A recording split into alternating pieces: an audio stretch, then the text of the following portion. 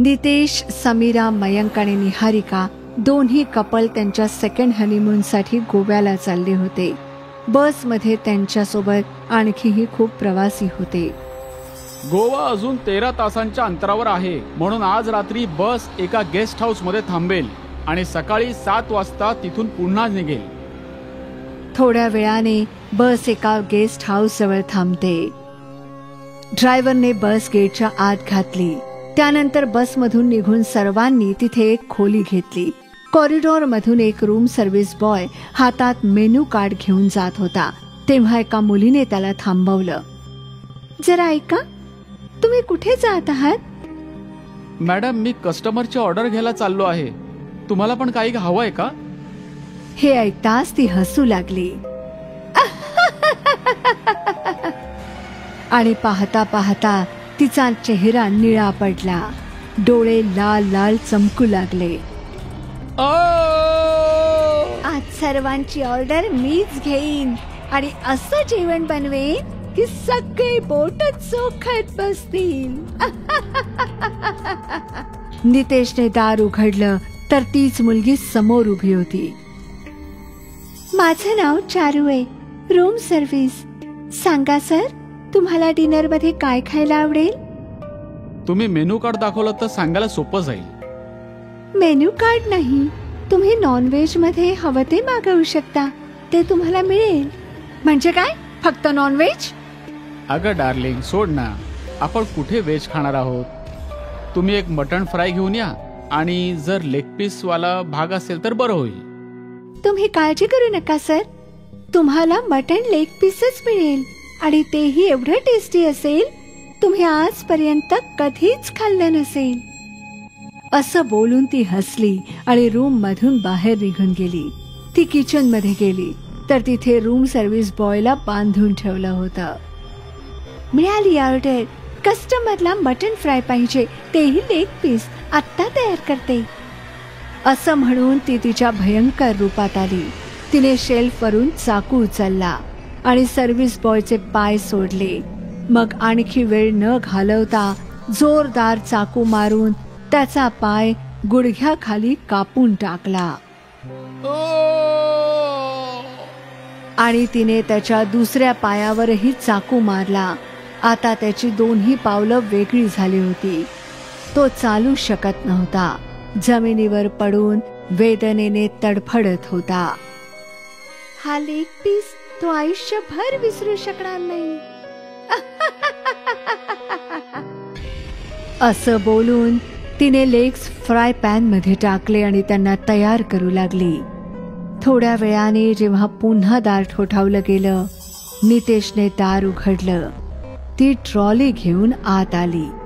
आशा आहे की तुम्हाला जेवण आवडेल सर. असं बोलून ती हसली आणि रूम मधून बाहेर निघून गेली. ती गेल्यावर नितेशने बेडवर डिश ठेवून खायला सुरुवात केली. काय सुगंध आहे, वाह, खरंच इतकं सुंदर जेवण आजपर्यंत खाल्लं नाही. त्याला पाहून समीरानेही खायला सुरुवात केली.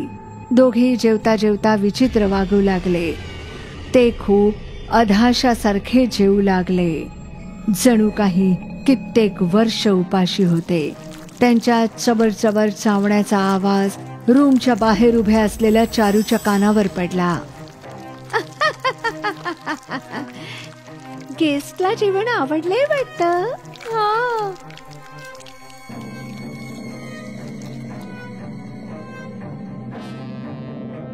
बोला सर, तुम्हाला डिनर मध्ये काय खायला आवडेल? जर इथे नॉनव्हेज असेल तर मटण कुर्मा चालेल. का नाही सर, मी आता तुमच्यासाठी मटण कुर्मा विथ तंदुरी रोटी घेऊन येते. असं बोलून ती पुन्हा किचन मध्ये गेली तर सर्व्हिस बॉय अजूनही वेदनेने तळमळत जमिनीवर पडला होता. तू अजून मेला नाहीस, चल तुझी अडचण आत्ता दूर करते. असं बोलून तिने शेल्फ मधून चाकू उचलला आणि त्याच्या डोळ्यात एक एक करत मारलं. डोळे काढून तिने कढईत टाकले. मग त्याच्या छातीत चाकू खुपसून त्याचं हृदय काढलं. आता एका शेवटच्या किंकाळीने त्याने जीव सोडला. ती परत जेवण घेऊन मयंक आणि निहारिकाच्या रूम मध्ये पोहोचली. त्यांच्या रूम मध्ये ट्रॉली सोडून ती निघून गेली. निहारिका अजून फक्त बघत होती की जेवण कसं आहे, पण मयंकने जेवायला सुरुवात केली होती. आता निहारिकाने पोळी तोडून थाळीकडे हात नेला तेव्हा तिच्या घासात सर्वात आधी सर्व्हिस बॉयचा डोळा आला. हे पाहून ती घाबरली आणि ओरडली, आणि तिने घास फेकून दिला. पण मयंकला त्याने काही फरक पडला नाही. तो तर वेड्यासारखा जेवत होता. मयंक, हे खाऊ नकोस, हे माणसाचं मांस आहे. हे ऐकून मयंकने तिच्याकडे पाहिलं. मयंकचे डोळे लाल लाल चमकताना पाहून ती आणखीनच घाबरून गेली आणि झटकन उठून उभी राहिली. मयंक पुन्हा राक्षसासारखा जेवू लागला. निहारिका खोलीतून बाहेर आली होती तर चारू सोबत समीरा आणि नितेश उभे होते. पण आता ते दोघेही भयानक दिसत होते. त्यांना पाहून ती घाबरली आणि रिसेप्शनकडे धावली. जेवण तर संपलं, मला अजून जेवण हवंय, असं म्हणून तो खोलीतून बाहेर पडला जेव्हा त्याला चारू सोबत समीरा आणि नितेश उभे दिसले. आता तुम्हाला माणसाचं कच्चं मांस खाण्यापासून कोणी चढवू शकणार नाही, सुरू करा. हे ऐकून मयंक त्यांच्या सोबत गेला आणि चौघेही भयानक हसत कॉरिडॉर मध्ये फिरू लागले. ते एकेका खोलीत जाऊन थांबलेल्या गेस्टना मारत होते आणि त्यांचे थोडे मांस खाऊन त्यांची बॉडी कॉरिडॉर मध्ये आणून सोडत होते. अख्ख्या गेस्ट हाऊस मध्ये अफरातफर सुरू झाली आणि लोक त्यांचा जीव वाचवायला इकडून तिकडे पळू लागले. निहारिका घाबरलेल्या स्थितीत रिसेप्शनवर पोहोचली. तिथे रिसेप्शनिस्ट सोबत हॉटेलचा मॅनेजर राजवीरही उभा होता. हे काय चाललंय तुमच्या गेस्ट हाऊस मध्ये? माझे पती आणि एक कपल सैतान बनलेत. त्यांच्यासोबत माहित नाही कोण हडळ फिरते. तुमचे एवढे गेस्ट मारले गेलेत, त्यांची प्रेत इकडे तिकडे पडली आहेत आणि तुम्ही इथे आरामात उभे आहात. आम्ही एकटे काहीच करू शकत नाही. मी चर्च मधून फादरला बोलवलंय, तेच आपल्याला या हडळीपासून वाचवू शकतात. कोण हडळ? चारू. ती आमच्या गेस्ट हाऊस मध्ये शेफ म्हणून पोस्टवर होती. तिच्या हातचं जेवण सगळे गेस्ट आवडीने जेवायचे. काही गेस्ट तर त्यांच्या बायकांशी भांडून रोज इथेच जेवायला येत होते. आधी मला चांगलं वाटायचं, पण नंतर मला हे खूप विचित्र वाटायला लागलं. एक दिवस मी त्यावेळी किचनमध्ये पोचलो जेव्हा ती जेवण बनवत होती. हे पाहून मी घाबरलो की किचनमध्ये जमिनीवर एक माणूस मेलेला होता आणि ती त्याचंच मांस त्याच्या जेवणामध्ये वापरत होती. तेव्हा मला कळलं की ती जेवण बनवत असताना माणसाचा मांसाचा वापर करते. मी तिला त्याच दिवशी पोलिसांना दिलं. तिने जाता जाता हेच म्हणाली होती की पुढच्या अमावस्येच्या रात्री ती पुन्हा नक्की येणार. काही दिवसांनी मला कळलं की तिने जेलमध्ये आत्महत्या केली. मग मी हे सगळं फादरला सांगितलं. ते म्हणाले की तिचा आत्मा अमावस्येला इथे येणार आणि तिला तेव्हाच कैद केलं जाऊ शकतं. मग आता ते फादर कुठे आहेत? तुम्ही त्यांना बोलावत का नाही? मी त्यांना फोन केला होता. ते म्हणाले की ते 12 वाजेपर्यंत येतील, पण माहित नाही ते आता आहेत कुठे. मी आलो आहे राजीव, सांग ती हडळ कुठे आहे? ती माझे पती आणि 2 पॅसेंजर सोबत कॉरिडॉर मध्ये फिरते आणि लोकांना मारते. तेव्हाच त्यांना समोरून चारू आणि बाकीचे येताना दिसतात. फादर त्यांच्या समोर जातात आणि त्यांनी आधी समीरा, मयंक आणि नितेशवर त्यांच्या बाटलीतून चर्चचं पाणी शिंपडलं आणि ते तिघे बरे झाले. या फादरला इथून पळवा, असं म्हणून ती धावत खोलीत निघून गेली. तिच्या मागे फादर आणि बाकीचे लोकही खोलीत गेले.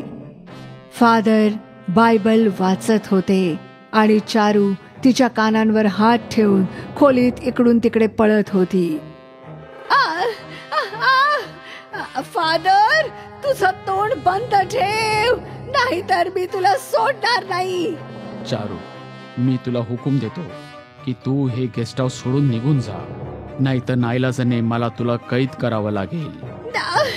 नाही फादर, मी हे गेस्ट हाऊस सोडून कुठेच कधीच जाणार नाही. नाही जाणार. जर तुला हे मंजूर नसेल तर ठीक आहे, आता तुला कैद करावंच लागेल. असं बोलून फादरने तिच्यावर पाणी फेकलं. ती ओरडली आणि धूर बनून वर उडाली. फादरने त्यांची बाटली तिच्या जवळ घेऊन गेले आणि ती त्या बाटलीत गेली. फादरने लगेच बाटलीचं झाकण लावलं आणि म्हणाले, आता ही नेहमीसाठी बाटलीत बंद राहील. ही बाटली रात्री 3 वाजता जमिनीत गाडून टाक, मग ही कधीच परत येणार नाही. असं बोलून फादरने बाटली राजवीरला दिली आणि तेथून निघून गेले. बरोबर 3 वाजता मॅनेजरने ती बाटली रिसेप्शनिस्टला दिली. ही नीट जमिनीत गाडून टाक, मग ही कधीच परत येऊ शकणार नाही. रिसेप्शनिस्ट ती बाटली घेऊन गुपचूप मागच्या बाजूला गेली आणि तिथे जाऊन जोरजोरात हसू लागली. या मूर्खांना माहित नाही की चारू माझी बहीण होती, जिच्या मृत्यूचा बदला घ्यायलाच मी या गेस्ट हाऊस मध्ये आले.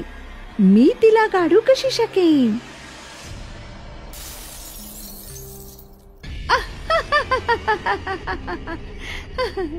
आता होणार मृत्यूचे तांडव.